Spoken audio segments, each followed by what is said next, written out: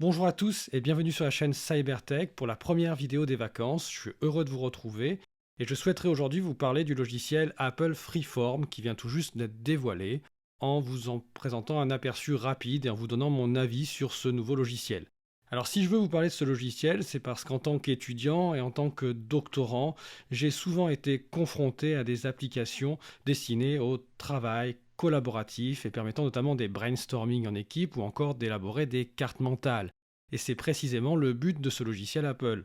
Alors il existe déjà un très grand nombre d'applications consacrées au brainstorming et vous en utilisez probablement déjà certaines. Alors n'hésitez pas à me dire en commentaire quelles sont celles que vous utilisez le plus ou que vous recommanderiez le plus et si ce nouveau logiciel est capable de vous faire changer vos pratiques. Ce logiciel, donc, comme beaucoup de concurrents, il va se présenter comme un tableau blanc qui laisse libre cours à votre imagination pour pouvoir mettre toutes vos idées, vos avancements de projet, etc. Mais donc la question, c'est de savoir qu'apporte Apple finalement, puisqu'Apple arrive très tard sur ce marché. Alors, pour moi, il y a deux avantages pour ce logiciel. Le premier avantage d'Apple est que ce logiciel s'intègre parfaitement dans leur écosystème, en étant compatible tant avec l'iPad, l'iPhone et les Mac. Ainsi, vos diverses créations seront synchronisées sur vos différents appareils pour peu que vous activiez la synchronisation iCloud. Alors pour ce faire, il suffit d'aller dans l'icône de partage en haut à droite de l'écran et de cliquer pour activer le partage iCloud puis de valider cette activation dans les paramètres d'iCloud, comme je le montre à l'écran. À l'usage, on sent parfaitement que ce logiciel a été vraiment fait pour fonctionner pleinement avec un écran tactile. C'est pour ça que vous aurez des fonctions supplémentaires si vous utilisez un iPad ou un iPhone. Notamment, vous pourrez écrire, redimensionner, déplacer des objets directement avec votre doigt ou encore avec l'Apple Pencil qui est pris également en charge. Mais cette intégration au sein de l'environnement Apple, c'est aussi une faiblesse.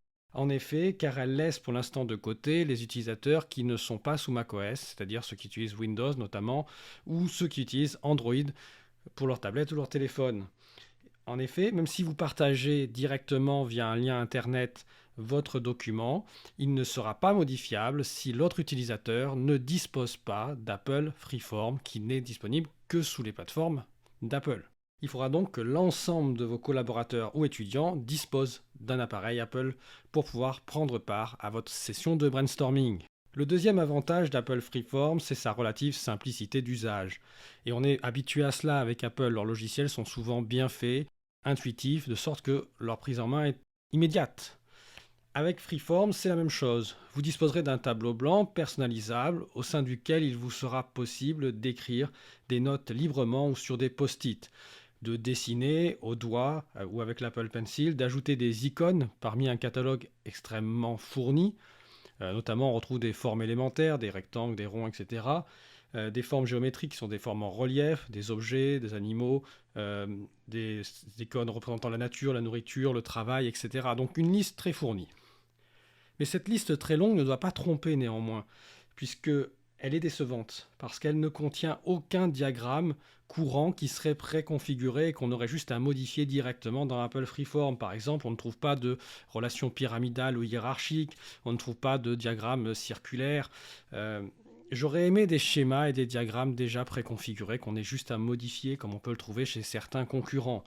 Rien ne vous empêchera cependant d'importer des tableurs ou des diagrammes que vous avez réalisés dans d'autres logiciels, et souvent le simple glisser-coller suffira. Vous pouvez soit l'importer en tant que lien fichier, soit l'importer en tant qu'image directement. Il vous sera également possible d'intégrer des photos, des vidéos ou des liens Internet. Et là encore, l'intégration se caractérise par une très grande simplicité. Sur les vidéos, on soulignera d'ailleurs qu'il est très bienvenu le fait qu'il n'y a pas que la plateforme YouTube qui est prise en compte, mais il sera possible d'importer des vidéos venant d'autres plateformes. Par exemple, sur Odyssey, j'ai pu importer la vidéo d'une de mes chaînes YouTube, mais sur Odyssey, où je culmine le score impressionnant de 0 abonné. Donc vous l'aurez compris, le logiciel Apple Freeform est une bonne idée sur le papier et s'avère assez aisé à prendre en main et offre déjà de grandes possibilités. Cependant, le logiciel n'est pas parfait.